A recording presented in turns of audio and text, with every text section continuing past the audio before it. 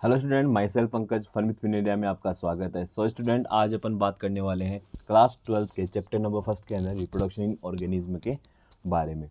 तो स्टूडेंट, इसमें अपन आज बात करेंगे एसेक्सुअल रिप्रोडक्शन जो है वो क्या होता है, लाइक एसेक्सुअल रिप्रोडक्शन कैसी प्रोसेस है, इसके अंदर आपको क्या क्या प्रोसेस देखने को मिलती है उसके बारे में स्टार्टिंग से अपन देखेंगे। तो स्टूडेंट, अगर आपने इस चैनल को सब्सक्राइब नहीं किया है तो पहले इस चैनल को सब्सक्राइब कर लें और साथ ही साथ बेल आइकन को जरूर दबाएं ताकि जो भी आपकी इन्फॉर्मेशन है इस चैनल से रिलेटेड वो आपको मिल सके और जो भी मैं वीडियो अपलोड करता हूँ उसकी इन्फॉर्मेशन आपको प्रोवाइड हो सके। In this method a single individual is capable producing of spring. तो देखिए स्टूडेंट देखिए एसेक्सुअल रिप्रोडक्शन में क्या होता है। जैसे मान लो कोई भी एक ऑर्गेनिज्म है, ठीक है, अभी मैटर नहीं करता है बेसिकली मेल है कि फीमेल है, ठीक है, ओके। इसमें क्या है, एक जो आपका एक सिंगल इंडिविजुअल है या अपन बोल सकते हैं एक सिंगल पेरेंट्स है, अगर वो क्या कर रहा है उसके अंदर इतनी कैपेबिलिटी है, या आपका जो सिंगल पेरेंट है वही क्या कर रहा है, अगर आपके दो न्यू ऑफ स्प्रिंग को प्रोड्यूस कर रहा है, यानी कि एक सिंगल पेरेंट अगर क्या कर सकता है, एक न्यू ऑफ स्प्रिंग को प्रोड्यूस कर सकता है, तो इस टाइप के रिप्रोडक्शन को अपन लोग क्या बोलते हैं, एसेक्सुअल रिप्रोडक्शन। तो जब कोई सिंगल इंडिविजुअल या सिंगल पेरेंट क्या कर सके, अगर अपने ही जैसे या जो कोई नई ऑफ स्प्रिंग है उसको प्रोड्यूस कर सके, तो इसे अपन लोग क्या बोलते हैं, एसेक्सुअल रिप्रोडक्शन।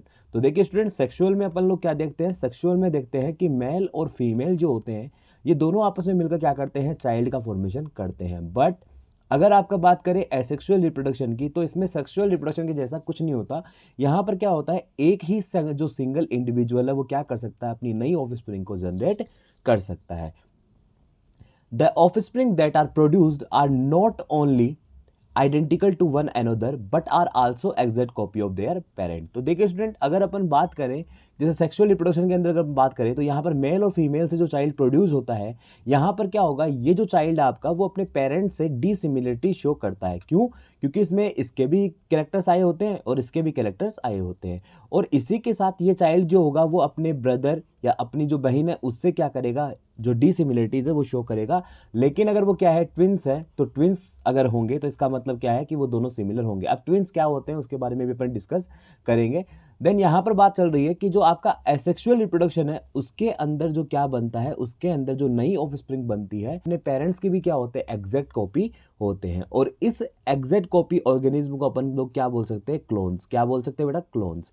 तो देखिए स्टूडेंट, क्लोन्स क्या होते हैं, क्लोन्स का मतलब है जो ऐसे ऑर्गेनिज्म जो क्या होते हैं मार्फोलॉजिकली एंड जेनेटिकली क्या हो, सिमिलर हो। तो जो ऑर्गेनिज्म या जो इंडिविजुअल आपके मार्फोलॉजिकली या जेनेटिकली सिमिलर है उसे अपन लोग क्या बोल सकते हैं, उसे अपन लोग बोल सकते हैं क्लोन। तो बेसिकली क्या होता है, जो एसेक्सुअल रिप्रोडक्शन है उसमें क्या होता है, उसमें जो भी आपका ऑर्गेनिज्म है वो क्या करता है, अपने ही जैसी एग्जैक्ट कॉपीज का फॉर्मेशन करते हैं। देन अपन चलते हैं कुछ मेथड्स पे। Asexual reproduction is common among single celled organism and in plants and animals with relatively simple organization. तो देखिए स्टूडेंट, यहाँ पर जो आपको एसेक्सुअल रिप्रोडक्शन जो देखने को मिलता है वो ज़्यादातर आपको कहाँ देखने को मिलेगा, सिंगल सेल्ड ऑर्गेनिज्म में देखने को मिलता है। कहाँ मिलता है स्टूडेंट, सिंगल सेल्ड ऑर्गेनिज्म में देखने को मिलता है। और इसी के साथ साथ ऐसे प्लांट जो कैसे हों, आपके जो लोअर कैटेगरी के जो प्लांट है या लोअर ऑर्गेनाइजेशन वाले जो प्लांट्स या एनिमल्स हैं या सिंपल ऑर्गेनाइजेशन वाले अपन बोल सकते हैं प्लांट और एनिमल है, उनके अंदर आपको ये देखने को मिलता है। तो बेसिकली ऐसे प्लांट ऐसे प्लांट एंड एनिमल्स जिनका ऑर्गेनाइजेशन क्या है, एकदम से सिंपल है, यानी जो सिंपल कैटेगरी के जो क्या होते हैं प्लांट्स एंड एनिमल्स होते हैं उनके अंदर ऐसा सिंगल सेल्ड ऑर्गेनिज्म में भी क्या देखने को मिलता है, आपका एसेक्सुअल रिप्रोडक्शन देखने को मिलता है। इन प्रोटिस्ट एंड मोनेरन्स, यानी जो आपके प्रोटिस्टा एंड मोनेरा है, द ऑर्गेनिज्म और the parent cell divides by mitosis into two to give rise to new individual. In this organism, cell division is itself a mode of reproduction. This is the important line of NCERT. देखिए student, अगर अपन बात करें protista और Monera के अंदर, तो protista और जो मोनेरा होते हैं उसके अंदर जो ऑर्गेनिज्म होंगे वो क्या करेंगे, अपनी जो सेल है उसको डिवाइड करते हैं माइटोसिस के द्वारा। किसके द्वारा? माइटोसिस। अब माइटोसिस क्या होता है, ये आपने 11th क्लास में पढ़ाई होगा सेल डिवीजन के अंदर, कि जिसमें क्या करती है, एक जो सेल है वो क्या करती है, दो आइडेंटिकल सेल का फॉर्मेशन करती है, जिनमें क्या होते हैं, नंबर ऑफ क्रोमोसोम अपने पेरेंट्स के सिमिलर होते हैं। देन यहाँ पर क्या करेगा, जो सेल डिवाइड कर रही है माइटोसिस के थ्रू, वो क्या करती है, अपने ही जैसे नए जो इंडिविजुअल है उनका फॉर्मेशन करती है। तो अपन कह सकते हैं कि ऐसे ऑर्गेनिज्म में जो रिप्रोडक्शन का मोड होता है, या जो रिप्रोडक्शन जो देखने को मिलता है, वो किस किस वजह से देखने को मिलेगा, सेल डिवीजन की वजह से देखने को मिलेगा। तो इसका मतलब जो सिंगल सेल ऑर्गेनिज्म होते हैं उनमें रिप्रोडक्शन किस तरीके से देखने को मिलेगा, वहां पर आपका सेल डिवीजन के थ्रू आपका रिप्रोडक्शन देखने को मिलता है। ओके स्टूडेंट, देन अब बात करते हैं कुछ मेथड्स की, कि भाई जो मेथड है वो क्या क्या होते हैं। तो देखिए स्टूडेंट, यहां पर मेथड समझने के लिए अपन चलते हैं ब्लैक साइड पे, अपनी ब्लैक स्क्रीन पे चलते हैं। तो देखिए स्टूडेंट, यहाँ पर जब अपन बात करते हैं किसके बारे में, जो मोड ऑफ रिप्रोडक्शन है या मोड ऑफ एसेक्सुअल रिप्रोडक्शन है, उसके बारे में अगर अपन बात करें तो स्टूडेंट यहाँ पर अगर अपन देखते हैं तो यहाँ पर मोड ऑफ रिप्रोडक्शन में सबसे पहले आपका आता है बाइनरी फिजन। तो जो एसेक्सुअल रिप्रोडक्शन जो आपको देखने को मिलेगा वो सबसे पहले अपन किससे देखते हैं, बाइनरी फिजन से। तो देखिए स्टूडेंट, बाइनरी फिजन क्या होता है, in this process cell divide into two halves and each cell develop into an adult. ठीक है जी स्टूडेंट, तो देखिए यहाँ पर क्या होगा, जैसे मान लो कोई अमीबा है, ये बेसिकली किस में देखने को मिलता है, अमीबा में। तो ये आपका अमीबा है, तो ये अमीबा क्या करेगा, अपनी सेल को डिवाइड करेगा, यानी अपनी सेल को डिवाइड करने के लिए क्या करेगा, पहले बेसिकली अपना जो न्यूक्लियर मटेरियल है उसको क्या करेगा, रेप्लिकेट करेगा, और उसके बाद क्या करता है, जो यहाँ पर जो ये आपका क्या है, जो न्यूक्लियर डिवीजन है, उसके बाद क्या होगा, यहाँ पर दो नई सेल्स जो हैं उनका फॉर्मेशन हो जाएगा। तो इस तरीके से क्या होता है, यहाँ पर इसके अंदर आपको क्या देखने को मिलता है, फिजन देखने को मिलता है। तो सीधी सी बात है, फिजन का मतलब क्या है, या बाइनरी फिजन अपन किसको बोल सकते हैं।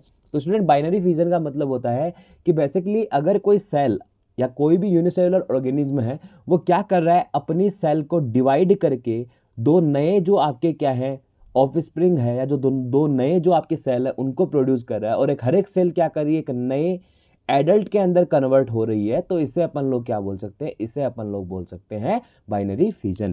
तो ये जो सेल थी, यानी ये जो अमीबा था, वो क्या कर रहा था, अपनी सेल को डिवाइड किया, उसने अपनी बॉडी को डिवाइड किया दो इक्वल हाफ्स में, और ये हाफ्स क्या कर रहे हैं, फिर कंप्लीटली आपका जो अमीबा है उसका फॉर्मेशन कर रहे हैं। तो इसे अपन लोग क्या बोल सकते हैं, बाइनरी फिजन। बाइनरी फिजन जो है वो आपका अमीबा में भी देखने को मिलता है, पैरामीशियम में भी देखने को मिलता है, और इसी के साथ साथ आपका जो यूग्लिना होता है उसमें भी ये देखने को मिलता है।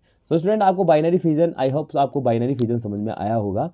तो स्टूडेंट, यहाँ पर चलते हैं अपने many single celled organism reproduce by binary fission. तो देखिए स्टूडेंट, यहाँ से आप लोग देख पा रहे हो, तो स्टूडेंट यहाँ से आप लोग देख पा रहे हो कि जो सिंगल सेल ऑर्गेनिज्म होते हैं उसके अंदर बेसिकली आपका कौन सा डिवीजन देखने को मिलता है, सॉरी कौन सा रिप्रोडक्शन देखने को मिलता है, बाइनरी फिजन के द्वारा यहाँ पर आपका जो रिप्रोडक्शन है वो देखने को मिलेगा। ये जो आपका डायग्राम यहाँ पर शो किया गया है, ये आपके एनसीईआरटी का ही डायग्राम है, और ये डायग्राम आपके बाइनरी फिजन को शो कर रहा है। देखिए यहाँ पे स्टूडेंट, ये जो आपका अमीबा है वो क्या कर रहा है, अपनी जो सेल है उसको डिवाइड कर रहा है, जहाँ पर आपके जो दोनों न्यूक्लियस है वो डिवाइड हो चुके हैं। इसी के साथ जो साइटोप्लाज्म है वो भी यहाँ पर डिवाइड होकर क्या बना रहा है, दो नई जो अमीबा सेल्स है उनका फॉर्मेशन कर रहा है, और ये फिर दोनों ही नई अमीबा सेल्स जो होती हैं वो फिर एक एडल्ट का फॉर्मेशन करती है।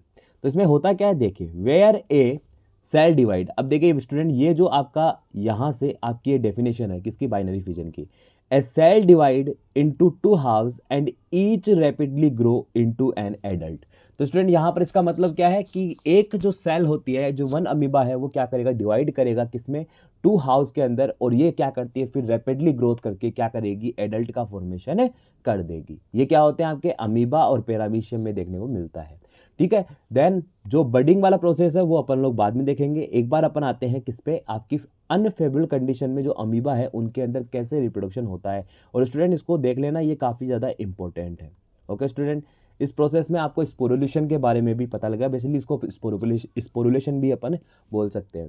तो देखिए स्टूडेंट, अनफेवरेबल कंडीशन में क्या होता है, तो unfavourable condition in the under unfavourable condition the amoeba withdraw it's pseudopodia and secrete a three-layered hard covering or cyst around itself। तो देखिए स्टूडेंट, जो आपके क्या करते हैं, जो आपके अमीबा होते हैं वो अनफेवरेबल कंडीशन में, तो अनफेवरेबल कंडीशन कौन सी हो सकती है, जैसे मान लो कई बार क्या है, अगर आपका अमीबा एक्सट्रीम टेम्परेचर में, ठीक है, काफ़ी ज़्यादा टेम्परेचर में है, तो उस कंडीशन में ये क्या करेंगे, अपने जो भी सूडोपोडिया है, ये जो आपके होते हैं, इनको अपन लोग क्या बोलते हैं, अमीबा के जो ये स्ट्रक्चर आपको दिखाई दे रही है इसे अपन बोलते हैं सूडोपोडिया। क्या बोलते हैं, सूडोपोडिया।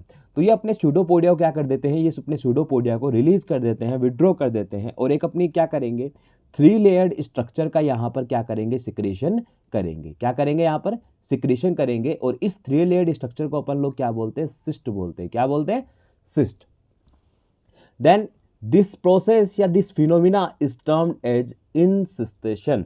तो स्टूडेंट यहाँ पर जो आपका 3 लेयर्ड जो हार्ड कवरिंग है या बेसिकली अपन बोल सकते हैं जो सिस्ट है उसके फॉर्मेशन को अपन लोग क्या बोल सकते हैं इंसिस्टेशन। तो what is the encystation? Encystation is a process in which amoeba withdraws its pseudopodia and secretes a 3 layered hard covering or cyst around itself. Then अब बात करते हैं व्हेन फेवरेबल कंडीशन। अब देखिए भैया अगर जैसे ही क्या होती है फेवरेबल कंडीशन आ जाती है यानी एक्सट्रीम टेम्परेचर से नॉर्मल टेम्परेचर हो जाता है तो उस वक्त क्या होगा the insisted amoeba divide by multiple fission and produces many minute amoeba और सूडोपोडियोस्पोर्स। तो स्टूडेंट यहाँ पर क्या होता है कि जैसे ही आपके जो फेवरेबल कंडीशंस वहाँ पर रिटर्न देखने को मिलती है यानी वहाँ पर जैसे ही आपकी जो फेवरेबल कंडीशंस है वो वहाँ पर फॉर्म हो जाएगी तो अमीबा क्या करते हैं अमीबा मल्टीपल फिजन के द्वारा बेसिकली क्या करेंगे डिवाइड होना स्टार्ट हो जाएंगे और इसके कारण क्या होते हैं कई छोटे छोटे जो अमीबा है वो बाहर निकलना स्टार्ट कर देते हैं जिन्हें अपन लोग क्या बोल सकते हैं सूडोपोडियोस्पोर्स भी बोल सकते हैं। The cyst wall burst out and क्या होता है आपका बेसिकली यहाँ पर जैसे ही क्या होता है जो आपका सिस्ट है उसके अंदर मल्टीपल फिजन होता है जिसके कारण अंदर की तरफ छोटे छोटे अमीबा जो है वो बनने लग जाते हैं। तो वहाँ पर क्या होता है वहाँ पर फिर आपकी जो ये लेयर्स होती हैं वो यहाँ पर बर्स्ट हो जाती है सेल वॉल बर्स्ट हो जाती है and the spores are liberated in the surrounding medium to grow up into many amoeba. और यहाँ पर क्या होता है जैसे ही ये वॉल यहाँ से बर्स्ट हुई तो यहाँ से क्या होगा जो आपका अमीबा है वो बाहर की तरफ निकलकर फिर यहाँ पर ग्रो करेंगे और एक नया अमीबा बना देंगे और इस प्रोसेस को अपन लोग क्या बोल सकते हैं इस प्रोसेस को अपन लोग बोल सकते हैं स्पोरुलेशन। क्या बोल सकते हैं स्टूडेंट स्पोरुलेशन। ने अनदर जो आपका प्रोसेस है जिसे अपन लोग बोलते हैं बडिंग। क्या बोलते हैं बडिंग। तो देखिए स्टूडेंट यहाँ पर आपको जो स्ट्रक्चर दिखाया जा रहा है वो किसका है यीस्ट का। ठीक है किसका स्ट्रक्चर है यीस्ट का और ये भी आपके एनसीईआरटी का ही डायग्राम है। तो यीस्ट के अंदर क्या होता है यीस्ट के अंदर आपको क्या यीस्ट के अंदर आपको एक प्रोसेस देखने को मिलता है जिसका नाम होता है बडिंग। अब देखिए बडिंग जो होती है उसको भी आपके 3 पार्ट में डिवाइड किया गया है। एक को अपन बोलते हैं टोरुलेशन देन दूसरा जो होता है आपका वो क्या होता है एक्सोजिनस बडिंग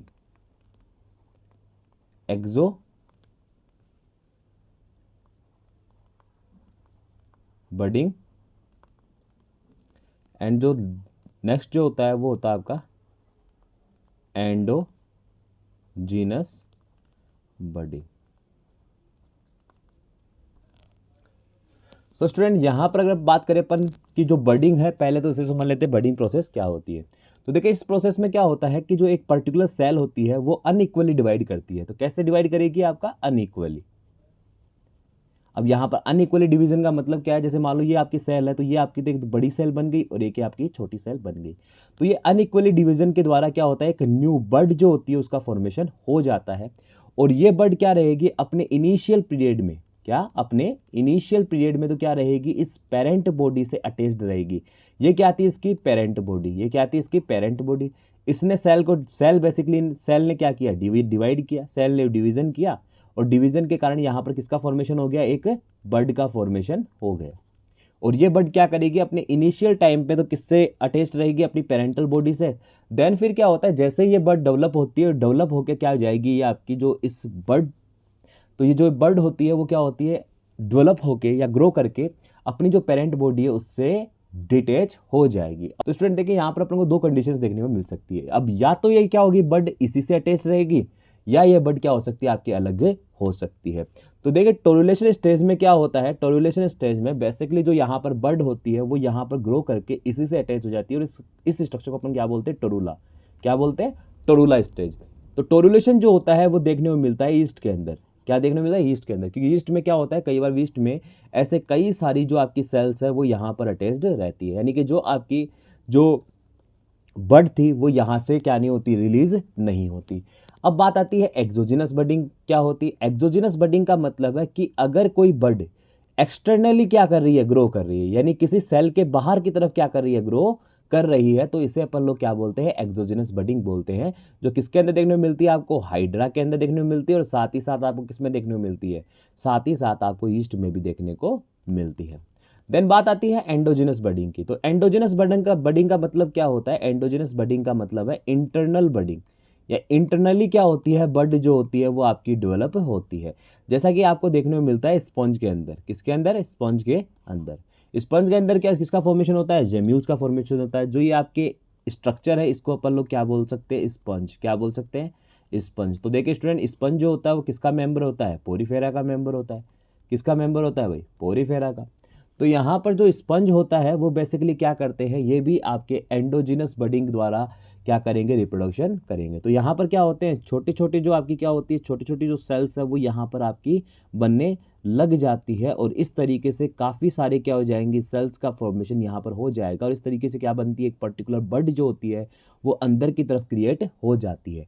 और फिर ये क्या करेगी, आपकी डेवलप होकर फिर इससे क्या होती है, ये सब चीज़ जो आपके सेल्स है वो बाहर की तरफ निकलती है, और फिर ये क्या करेगी, अपना न्यू, ये जो सेल्स हैं वो फिर बाहर आकर नई जो आपके ऑर्गेनिज्म है उनका फॉर्मेशन करते हैं। तो इसे अपन लोग क्या बोलते हैं, एंडोजिनस बडिंग बोलते हैं। क्या बोलते हैं भाई इसे, एंडोजिनस बडिंग।